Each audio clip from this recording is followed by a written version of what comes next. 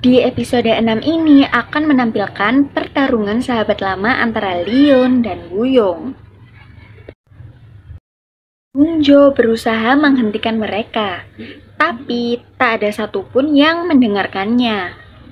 Pada akhirnya, Hongjo terpaksa menusuk mereka dengan pedangnya, dan tusukan tersebut mengenai organ vital Leon. Luka itu hanya bisa disembuhkan oleh Wuyong saja.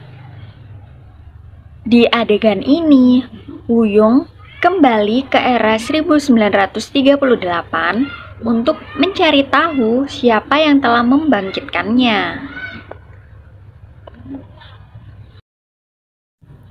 Fakta lainnya diketahui bahwa Leon dahulu telah membunuh kakak Wuyong. Di tempat lain, terlihat wanita duyung yang berusaha mencuri hati dari Lirang. Di adegan ini memperlihatkan Wuyong yang berusaha mengobati temannya. Di sini diketahui tujuan Wuyong membawa Leon ke masa lalu. Keesokan harinya, di atap terlihat barang yang Wuyong beli dari Raja Penjaga Neraka.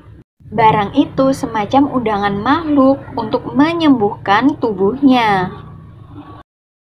Tak lama kemudian, makhluk undangan itu datang bersama para Gisaeng.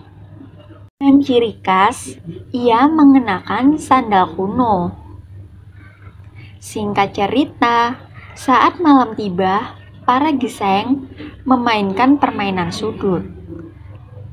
Permainan memanggil hantu yang menghuni sudut ruangan itu. Namun, tiba-tiba 그만하면 안 돼요? terdengar suara menyerupai Sunwo, dan Sunwo juga menghilang. Akhirnya, para Gisaeng tadi melapor kepada Hongjo akan hal tersebut.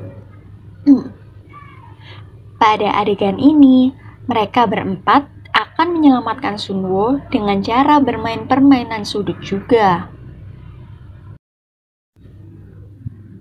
Untuk mengantisipasi hal yang tidak diinginkan, para Gisaeng pun berinisiatif menabur garam di ruangan mereka.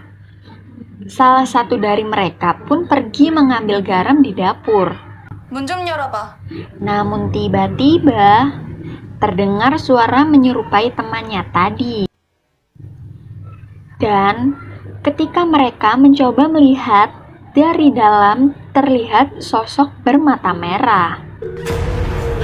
Kembali lagi ke ruangan Leon. Saat baru saja memulai permainan, tiba-tiba Wuyong menyuruh Leon untuk menyerang seseorang yang di luar ruangan. Akan tetapi digagalkan oleh Shinju. Dan ternyata seseorang itu adalah Lirang. Diketahui ternyata suara tadi bukan suara Wuyong, melainkan suara makhluk tersebut. Ruangan kembali dikagetkan dengan Hongjo yang tiba-tiba menghilang juga. Di sini diketahui bahwa sosok makhluk itu merupakan iblis yang usianya lebih tua dari mereka. Karena terjadi kekacauan, akhirnya Leon meminta agar tidak ada yang keluar ruangan sampai ayam berkokok. Di adegan ini, Shinju sedang mencoba bertanya apa yang sedang terjadi kepada kucing. Ya, seperti apa yang telah kukatakan tadi, makhluk itu menyaru di antara para Gisaeng baru dan memakai sandal tua. Makhluk itu bernama Jang Sanbum. Diketahui ia dapat menirukan suara dan ia bukan dari sembarangan iblis. 시간이 별로 없어. 우린 놈에 대해서 아는 게 없고 놈을 잡을 Di lain tempat, diketahui ternyata makhluk tersebut datang karena kesepakatan Muyung dengan Raja Penjaga Neraka. Pada percakapan ini, mereka bertanya kepada salah satu korban bagaimana cara kembali dari sana. Setelah matahari terbenam dengan bantuan seekor kucing dan bersenjatakan sebuah kayu, Muyung dan Liyun akhirnya berangkat untuk menangkap Jang Sanbo. Dan pada akhirnya mereka berdua berada di era dinasti Joseon. Mereka memutuskan untuk berpencar mencari Jang Sanbo. Dan tiba-tiba mata Liyun disuguhkan dengan beberapa lelaki yang telah tiada.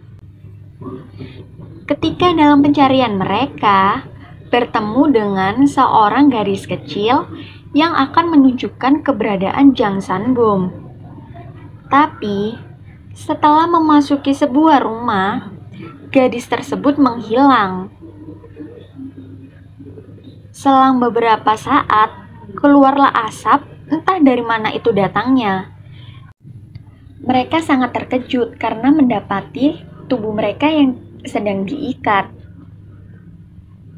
Dan mereka juga terkejut ketika melihat dua wanita dengan asyik akan melayangkan pedang ke arah mereka. Dan akhirnya mereka pingsan karena pedang tadi. Saat sadar, ternyata mereka berdua tidak terbunuh, melainkan hanya menjadi seorang aktor dalam drama. Pasti kalian semua bingung tentang situasi ini kan? Ya, sama halnya dengan mereka berdua juga bingung mengenai semua ini. Lalu, seperti apakah kelanjutannya? Apakah mereka bisa kembali dengan keadaan selamat?